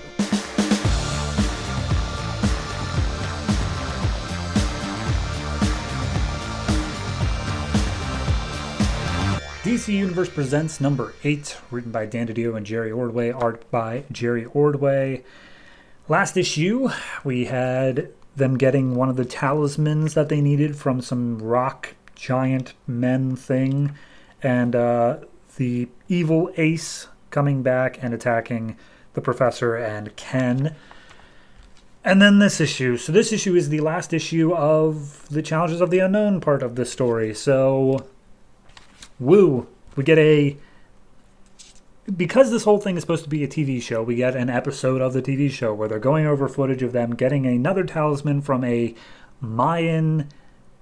Incan gate that it opened up and it released a whole bunch of giant fire ants to attack them. And that's just this whole scene of them fighting off fire ants. One of the guys, Red, is on top of the gate trying to knock out the talisman, and he finally hits it hard enough it falls out, and all the ants start getting sucked back into the portal, and so does the entire Challengers team as well, and they're all grabbing onto each other like, oh, hold on, don't go through. But Brenda, she loses her grip and she goes through the portal, and then the portal closes behind her, and then we see this whole thing is actually an interview being done as basically a thing of, oh, so we're remembering Brenda today and all the other members who have been lost along the way. And everyone mourns and everyone talks about it. And they're like, all right, well, that was a good episode. Next week, check out the Challengers returning in their own thing. So then we see Metropolis. We're in the office of Morgan Edge, and June is talking to Morgan, basically saying, yeah, no, the show is doing great, but this sucks. This sucks. So many people around us have died, and it's terrible. And he's like, what do you mean it's terrible? This is freaking awesome. We're getting good ratings. He's like, no, people are dying because of this. Like, how can you be so dismissive? And he's like, I hire and fire people all the time. I hardly see how this is any different. And then June just punches him in the face, tells her that she quits. And he's like, whatever. I've got enough footage to last 2 more seasons of you guys. She's like, yeah, all right, whatever. I'm out. And she leaves. And then Morgan immediately talks to the security guy, being like, did you get that? We're going to use that in the DVD extras. Haha. So then we see June outside. She's talking to Red. He's got the talisman. And they call up Maverick and Rocky because the Professor apparently didn't die. He was literally run through the chest, but he didn't die. So he's recovering in the hospital, and Rocky and Maverick are taking him out, but apparently they still need to run like one more test before he can leave, so they have to leave him with the nurse. But they make their way back to Ken's place, which is still their base of operations at the moment, and they walk in and they're talking about like, all right, maybe we should take a break. We've been running for like a few days now with no rest. And she's like, no, we have to figure out what's up with these talismans. And then she hears something coming from the lab.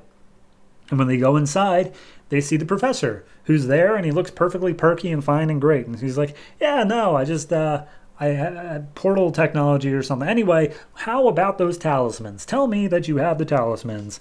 And they're like, yeah, no, totally. So they pass the, they pull up the talismans and show like, okay, we currently have 3 of them. There are 7 in total. You have to let me see them. and you have to go out right now and find the others. And immediately everyone's like, you are acting really pushy right now, and I don't trust you, especially because we left you in the hospital and you were literally like in a wheelchair, and now you're just standing. I don't like that. And then we see, of course, the real professor shows up, and the other guy's an imposter. And they're like, all right, then, reveal yourself. Who are you? And we see it's Evil Ace. And he's there basically saying, give me your talismans or else I'll kill you all. And then Rocky just tackles him, starts knocking him out, rips away the talisman that he stole from Ken and the professor. And then as soon as he does so, Ace pulls out a knife, stabs Rocky. Rocky's now dead too. Or is he? Because seemingly running through the chest with a knife doesn't mean anything. So they start firing guns at Ace. Ace pulls out a talisman, uses the energy inside of it, and pulls Maverick hostage. And June, who has the remaining 2 talismans, is like, all right, fine, we surrender. Here's the other talismans. And so they pass it over to him. And he's like, yes, I have the power. And then he explodes because it was too much power. And the professor's like, yeah, I thought that would happen. It's like, wait a minute, hold on. Are you saying that we're going to explode if we hold these talismans? And he's like, no. As it turns out, we, the challengers team, were specially chosen to deal with these talismans. Ace, if you remember, was not part of the original team. Therefore, that's why he died. But we're the reason that these talismans exist, and therefore we will be able to handle their power or something.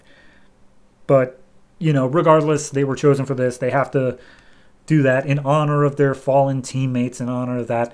They will challenge the unknown and get the remaining talisman. The end. For now, and also for the rest of the New 52, because we are not coming back to that. This issue was possibly the most coherent out of the, 3 issues of this book. Doesn't mean I liked it. It was perfectly, mediocre to bad the whole way through. So, yeah, no, it's... I feel like this story operates off the assumption that you have some concept of what the challengers actually did to begin with. But I guess you could say Deadman did the same thing in the earlier issues, of you have to have some concept of who Deadman is. But even then, I think that this did such a poor job of explaining what in the hell we're doing here. And it's just like, oh, yeah, mystical mumbo-jumbo, and there's talismans, and they have powers, but they're spooky. And I understand that this is all supposed to be unknown. It is the challengers of the unknown. It is literally not supposed to be explained. But that does not tell a good story, especially when it's the focal point of the entire story, and you're just refusing to explain, what's going on with half of it. So, yeah, no, I'm glad this arc is done. I don't know what's coming up next. I haven't actually looked yet, but in terms of this specific issue, it's a 5. Art was okay, not great. Humor was meh. Story was bleh. It's just a mediocre issue and a mediocre story all around. So, yeah, while the Deadman side of this may be worth it, the Challenge of the Unknown side, definitely not.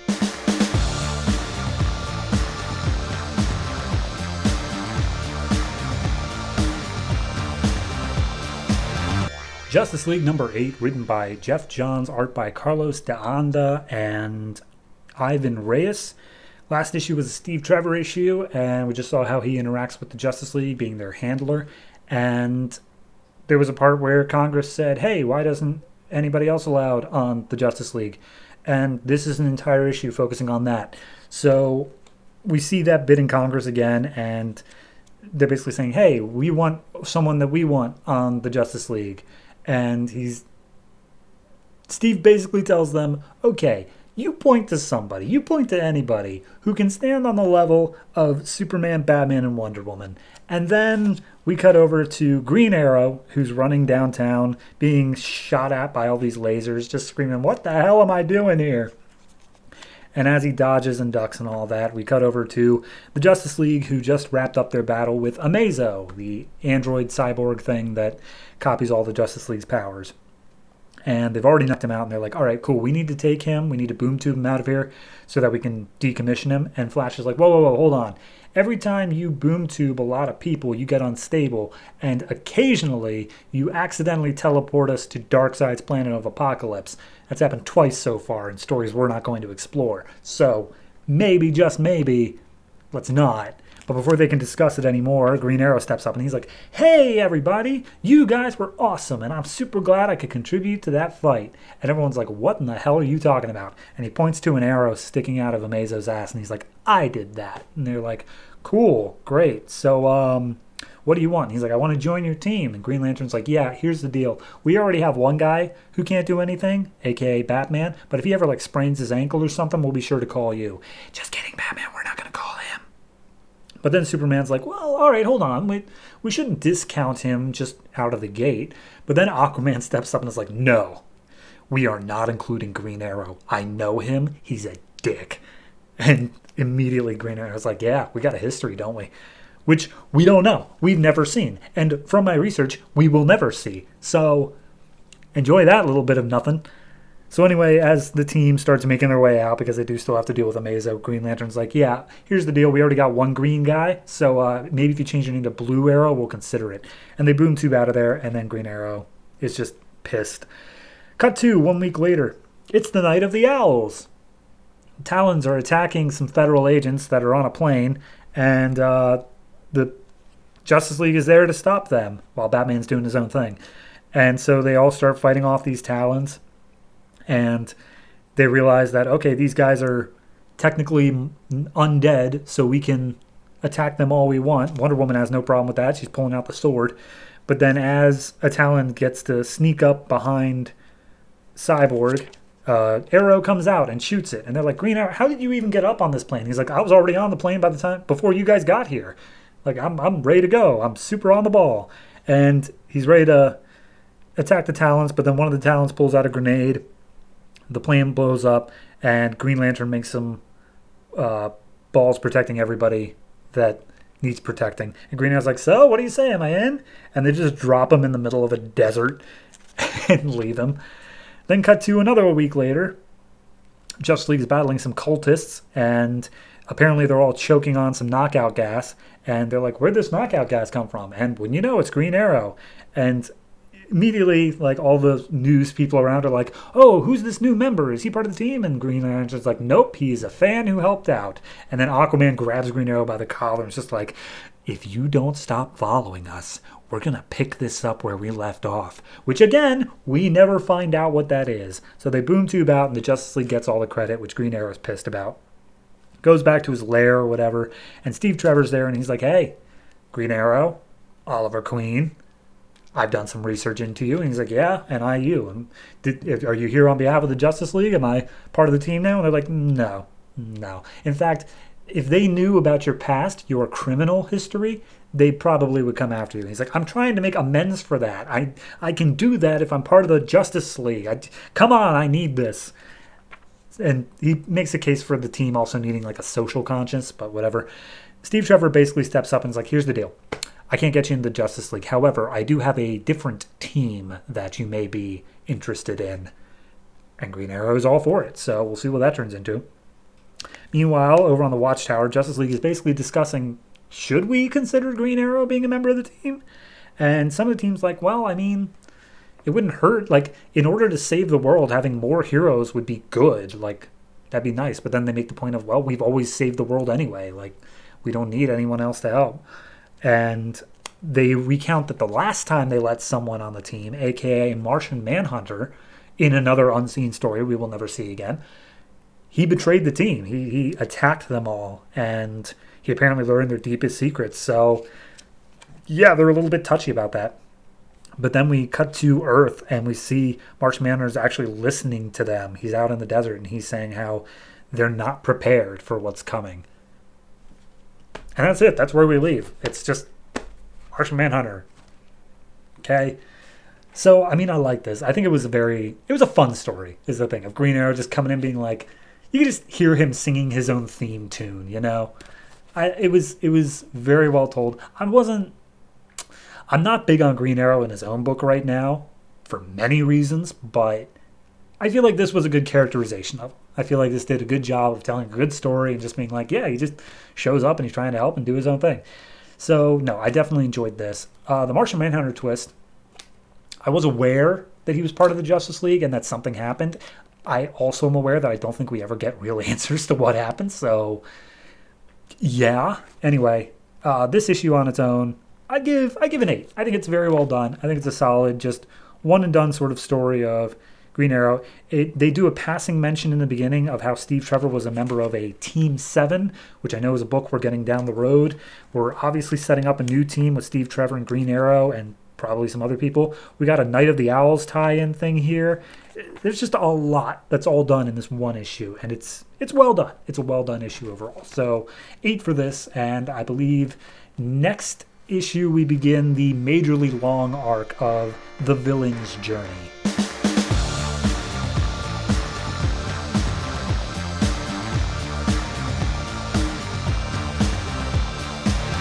Wonder Woman number 8, written by Brian Azzarello, art by Cliff Chiang. We left off last issue with basically Wonder Woman having a little fight with Hephaestus, getting all settled, and then they're saying, all right, you're going to go to hell tomorrow.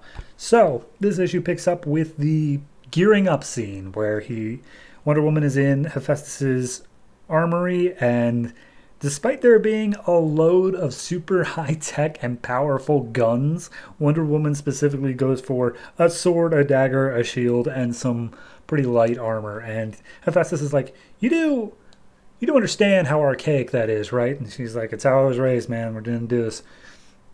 Lennox picks up a minigun and says how he likes the heft of this one, but then Wonder Woman says, no, I'm going alone. No, you're not coming with.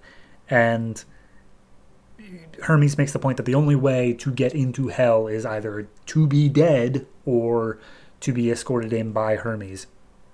And Arrow steps up, Hephaestus steps up, everyone's like, oh no, we don't mind, we'll go with you. And they're like, no, I have to do this alone. This is on me.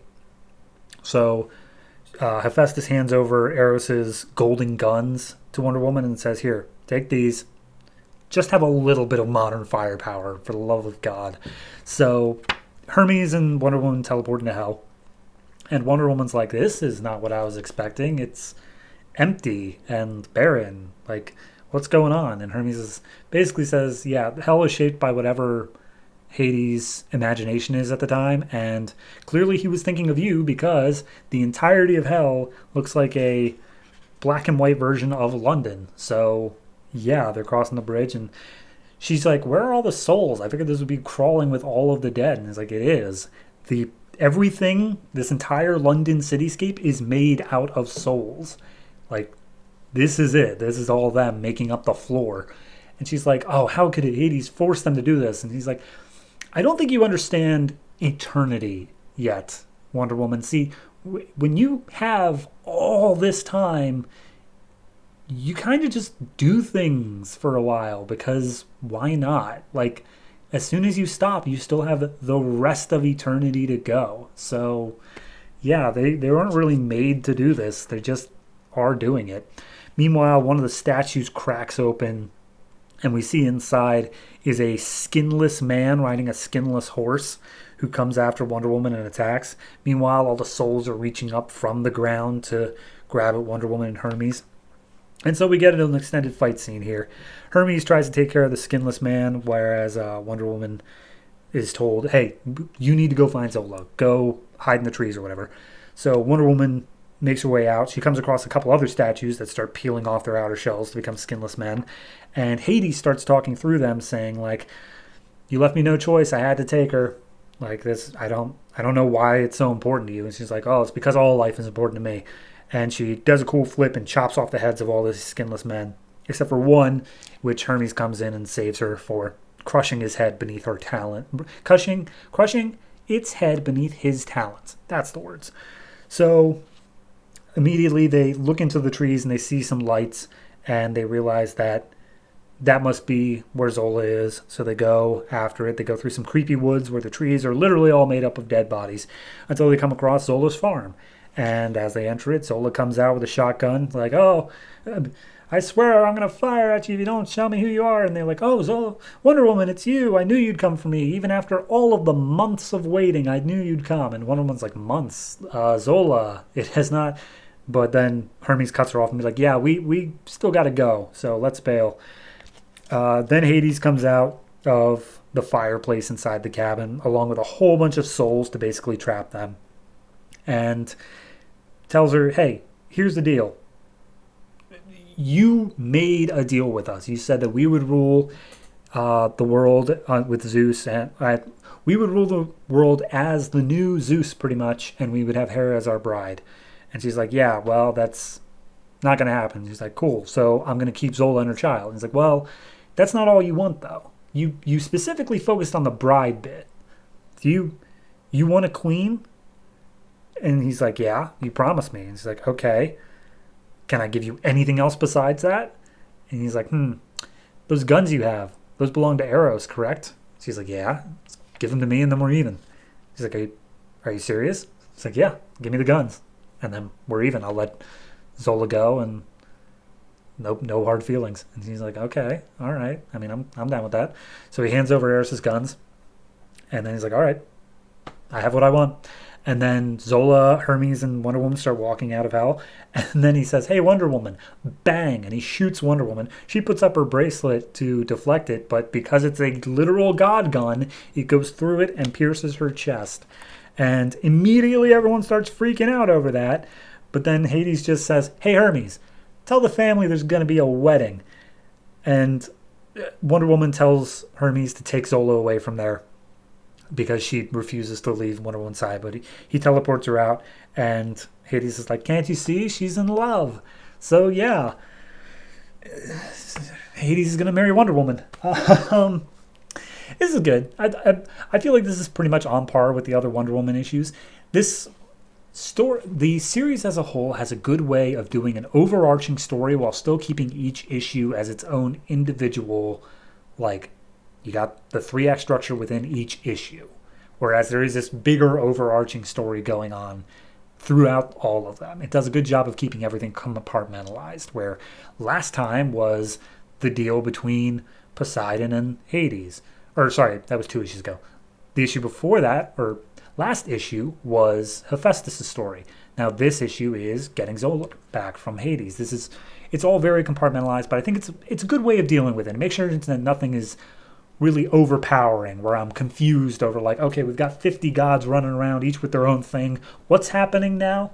I only have to focus on the one thing that's happening this issue, and it's very much for the better of it. So overall, I give this issue an 8. I think it's very well done. I do really enjoy Cliff Chiang's art. I'm curious if the time loss for Zola is really going to be a thing at all, because she, I honestly think it was probably just to get her farther along in the pregnancy, because she is very visibly pregnant now.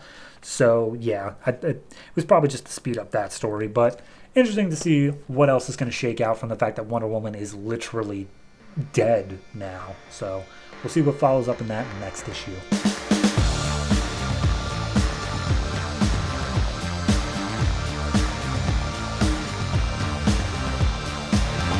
Blue Beetle number 8, written by Tony Bedard, art by Marcio Takara. We left off last issue with the introduction of a new villain. I believe his name was Stopwatch. Okay, he's got time powers. So this issue, pick up, it is his backstory. His name was Addison Lau. He was a scientist at some big thing called Project Stopwatch out in the Mojave Desert. It was 10 months ago, and I guess they had just discovered or proven that tachyons exist, and so now, in order to not get their budget cut, he's trying to use it in some sort of practical manner. And there's a woman there named Florence Tan, also a scientist, who's like, Professor, what you're doing is risky and dangerous. He's like, but we have to try, or else they'll cut our funding. And he presses the button and the whole thing explodes. And his internal monologue saying he had a crush on the woman, and he wanted to tell her that he loved her, and blah, blah, blah. But anyway, the thing exploded. Firefighters came in. She's already dead.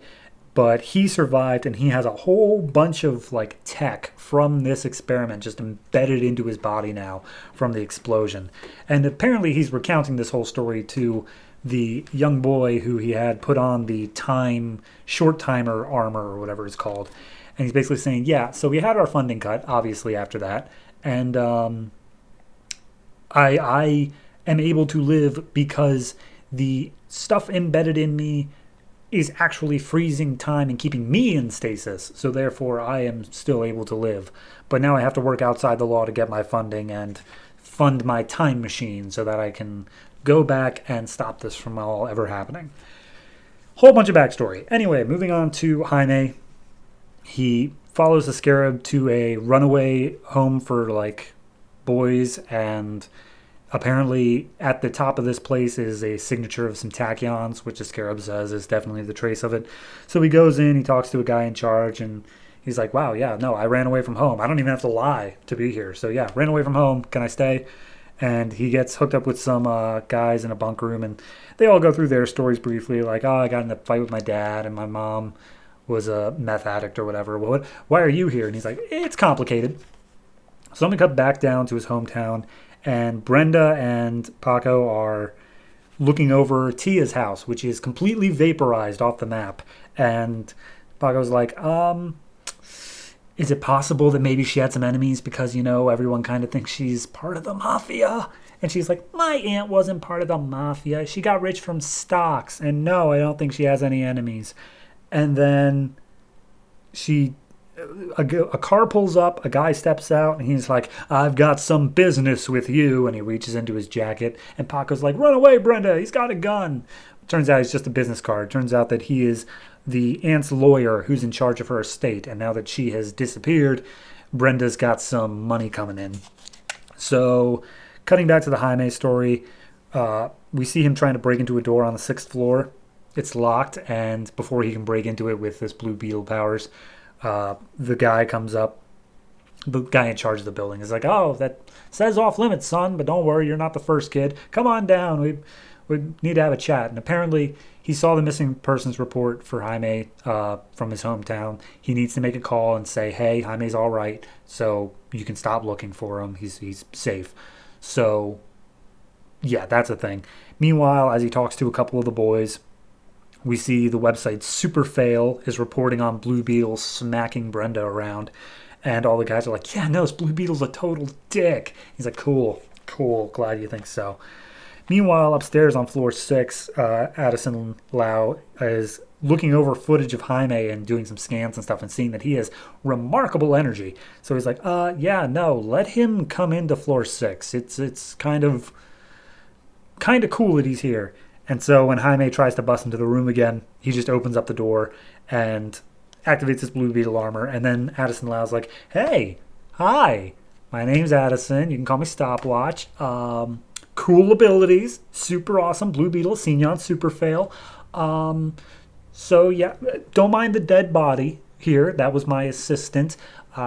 Let me tell you the entire backstory, and tells him the whole thing of how he's trying to get the stuff so he can build a time machine and go back in time and save his thing. Because, hey, if he goes back and saves himself and his beloved from the explosion, then these people won't die. This entire thing just will not happen. So, yeah, it's a noble cause that he's fighting for, not evil of killing all these young men by luring them into a trap. And the suit specifically makes sure to tell Jaime, yeah, time travel's impossible. He's literally just killing these guys. So Jaime gets angry, pulls out some guns and fires at the time machine, and that pisses off Lau. He's like, I can't do all that again. You've made me a murderer. Now I've killed these people for definitely always and forever. How dare you? And he fires off like a time blast of tachyons at Jaime, who is able to deflect most of it, but something happened. It's unclear. It just says, come on, I don't want to turn into beef jerky. And then the suit says it did something. So I don't know what. But either way, as Jaime's distracted by that, Lau makes his escape and the building is now on fire. So he has the suit activate the fire alarm. Everyone evacuates and they see Blue Beetle flying out of the top floor. And they're like, hey, it's that guy on Superfail. So then Jaime just thinks, man, I literally came here to get out of trouble, and I just made all these boys homeless again. Maybe Super Fail's right. Maybe I kind of suck.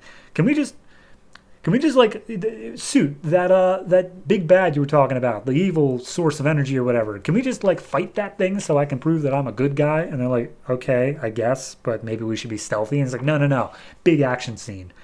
So he goes after wherever this thing is, and as he arrives, it turns out that it's a Green Lantern power battery. And when you know it, as he arrives, we see Kyle Rayner, Bleeze, and I'm blanking on the name of the orange one from Green Lantern New Guardians. And Kyle's like, hey, you want to tell me why you're peeping in my apartment?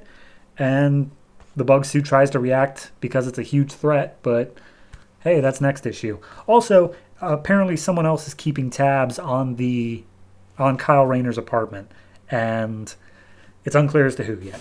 So yeah, that's this issue. A lot went on. It's solid, though. I like it. I always like something about the way they do Jaime's eyes. I don't know. I like it. It's very expressive. It has a lot going on with it. I mean, all of it's expressive. Like, it's not like he has a still mouth or anything like that, but his eyes specifically. So art-wise, yeah, solid throughout. I think Stopwatch is just kind of like a... I mean, if we're coming back to him, cool. But it seems like this issue and the last one were just like, all right, here's a little bit of a whatever story because, we just need him to be around. So, yeah, it's fine. I give it a 7. Yeah, it's good. It's solid. It's just a basic Blue Beetle sort of story, and we're still forwarding the stuff going on back home at the same time. So, yeah, I'm interested, and we'll see what happens next issue.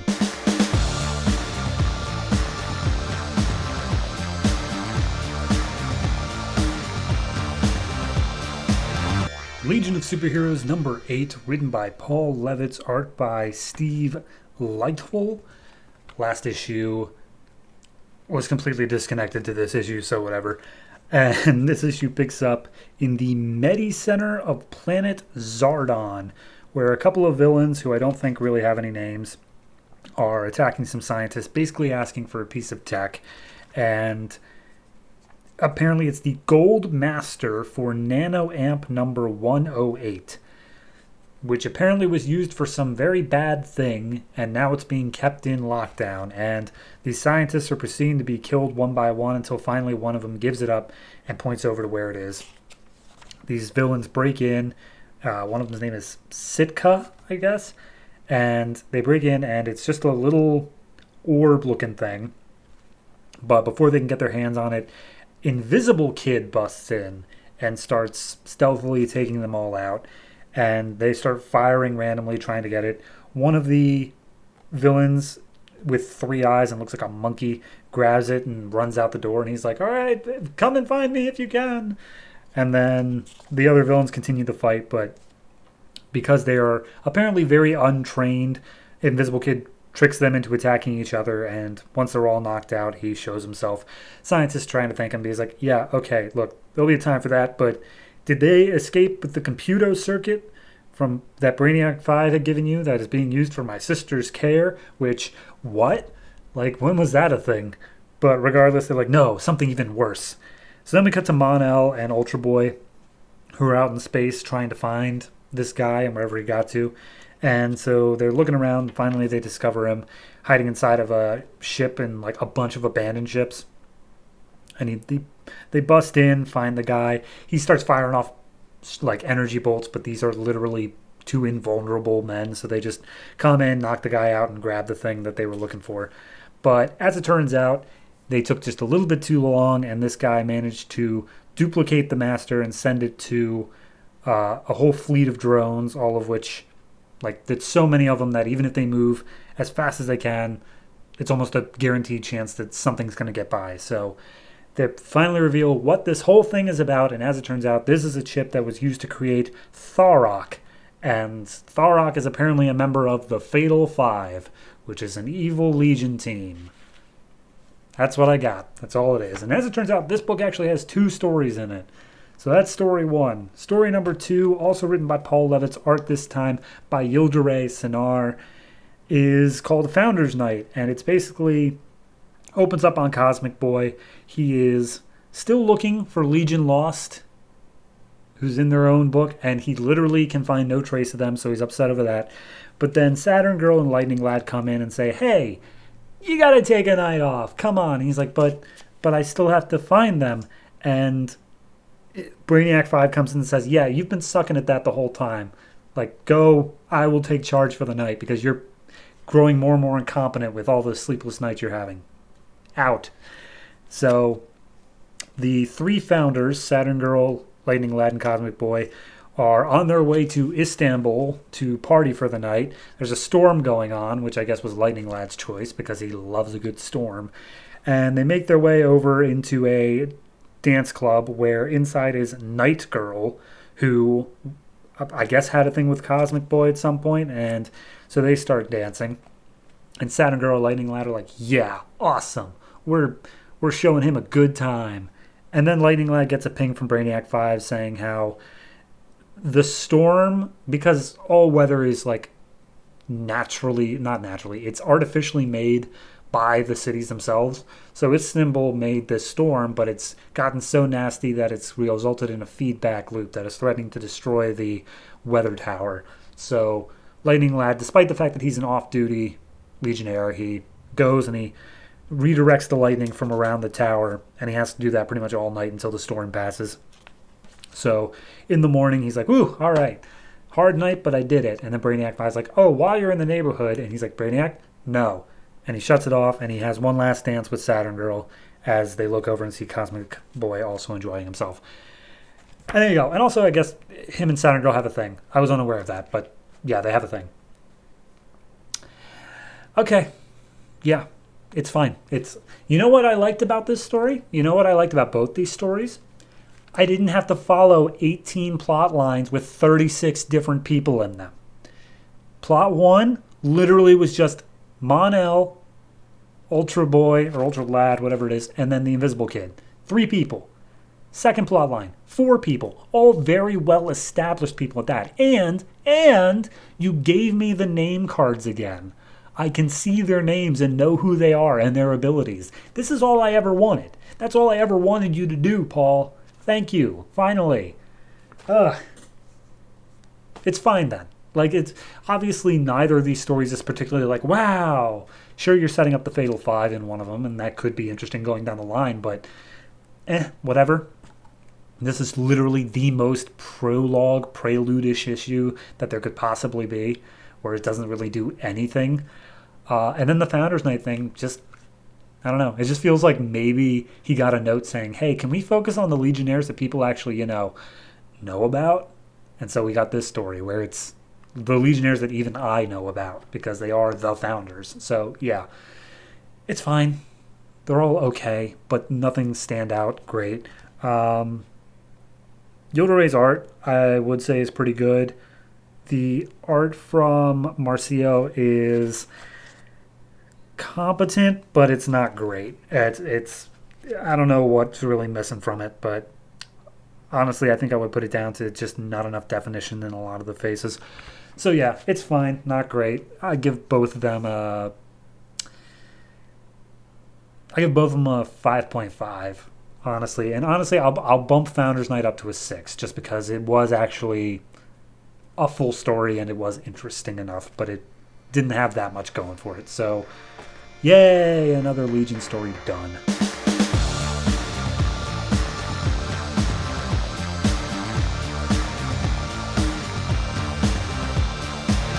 And that's it. That's all the comics that came out from DC Comics this April 18th, 2012. And I don't know about you, but I'm a little bit owled out. I think that this event came at the proper time because with all these books mentioning Court of Owls, I'm just kind of over it. But, of course, next month is going to be where the tie-ins really get going, so that is a problem for future me. That's a problem for 1 month from now me.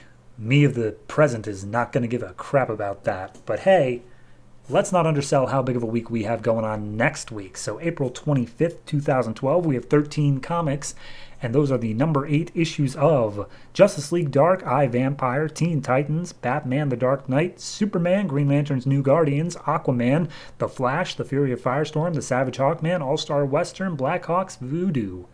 There was an and supposed to go before Voodoo, but I don't want to redo it. So, yeah, why is that a big week? Well, I'll tell you why. We had the 2-part finale to Rise of the Vampires across of 2 Justice League Dark and I, Vampire books. We have the final issue of Blackhawks happening, and then we have another prelude to the culling in Teen Titans.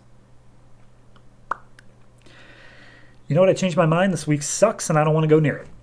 The culling honestly just drains me, but regardless, you will hear all about that next week. So, hey, that's what's coming. How about I do my contractual obligations in 10 words or less? Sounds good? Great. Twitter, at DC Comics Podcast.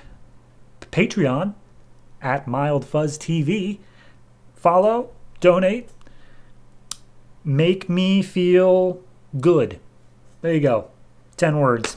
All done. And I am going to go ahead and wrap this up now. So thank you very much for listening. Keep tuning in. And as always, try to remember that if it ain't broke, don't fix it.